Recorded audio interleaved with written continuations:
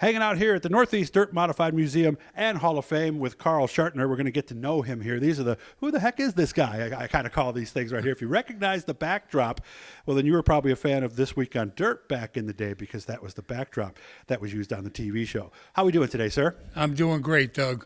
So it's going to go all the way back to when Karl first got started in racing. Let me see. We got to go all the way back to when I was 1 year old back in '62. That's it. Were you a fan before that, or had you gone as a kid, or? Believe it or not, my mother was a huge fan of racing, and she used to take me to the Westboro Speedway in Massachusetts, is where I was from, and that's how it all started. Where is Westboro Speedway? It'd be about 35 miles west of Boston, near Marlboro. That's in that area. Asphalt or dirt? Asphalt. Okay. And how old were you when you first started going? Oh, God, I would say probably 6, 7 years old. Okay. Pre-Hot Wheels days, right? Oh, yeah, yeah. Is that something you always wanted to do? I mean, were you at 6, 7, 8, 9, 10, were you always thinking, I'm going to be a race driver someday? Well, once I got there and you know, I really enjoyed it. So I knew I was going to be hung up on racing. So how old were you in '62 when you started, and how did that happen? I was born in 47. Okay, so you were 15? About 15. Really? And they allowed you to race at that early age? Oh, yeah. Was that common? Very common. Huh. Because I guess when I think about that era, I think of older people racing. Because every time I talk to somebody from Oswego, it seems like they didn't start till they were 25 or even 30. So we were running what they called a strictly stock. And at that speedway, they actually ran super modifieds. No kidding. At Westboro Speedway. Ollie Silvers, Fats Caruso, those are all very popular names.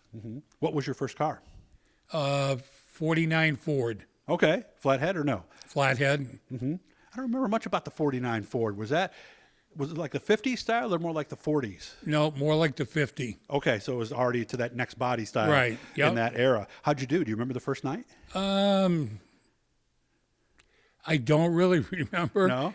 So it couldn't have been that good? We were or it couldn't have average. been that bad? I would say we were average. So somewhere in the middle of the pack? Yeah. Okay. Did you ever win a race? I didn't, no. Okay. But I had people in the car, my brother-in-law that ran the same car, and he won races.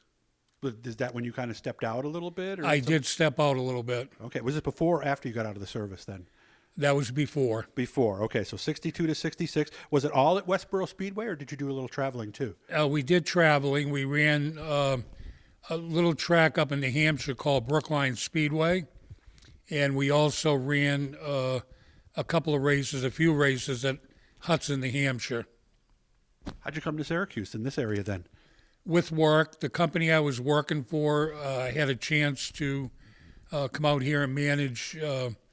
What we were doing is we were in the lime, acetylene, and we came out here in 1990.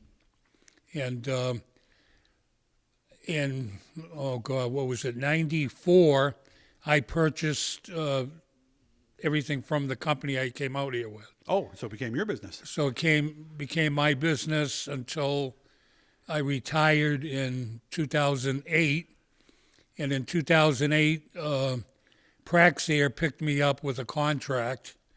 They wanted me for the expertise to work with them on different types of projects. Nice. So they bought the business, and they contracted me for 3 years. Having your cake and eating it too, right, Karl? Loved it.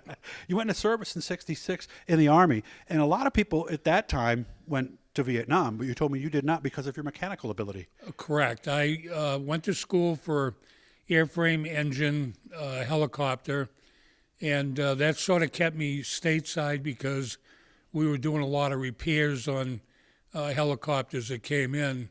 I'll bet. And then those about are the old halfway, Hueys, right? What's that? Were those the old Hueys?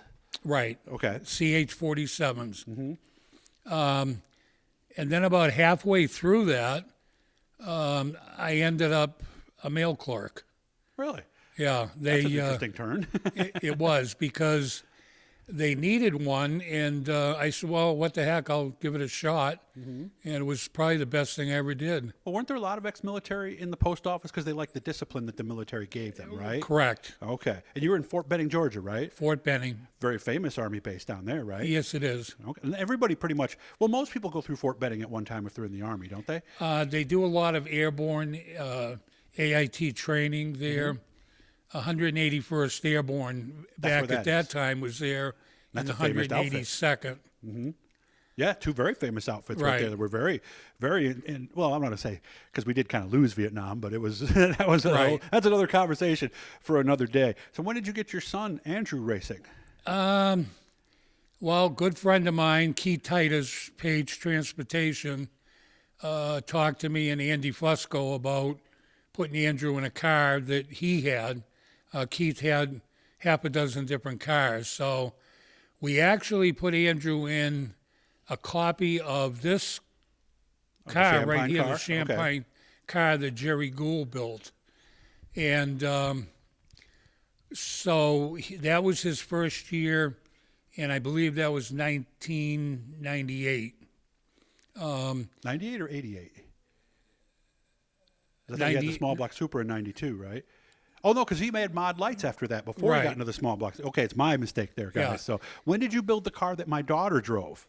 Okay, I built the first mic rod in 99, and then I built, oh, God.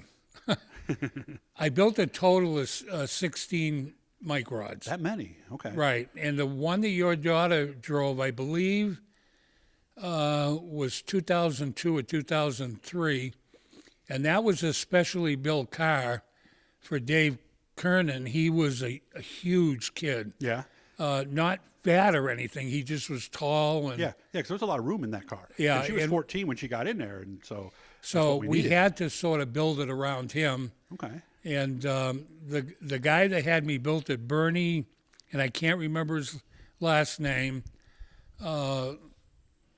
worked with me, with measurements for him, and we got to figure it out. To be honest with you, I probably would have done things different. Well, I know I would have if it was a regular size, but we had to accommodate, for him to fit in the car. And obviously all your skills and the mechanical background and everything you had helped you to do that. And that was actually a pretty good car. Yeah. It run pretty decent. And I sort of copied it off of a car that Andrew was running, his mod car. Andrew used to run the mod class. But we got into it so bad, it was, yeah. He was running 3 cars at a time every time we went to the track. Okay. He ran a mic rod, the mod car. I didn't know they could. Oh, that's right, because they could run multiple classes. So we only got about a minute left. How are you doing today?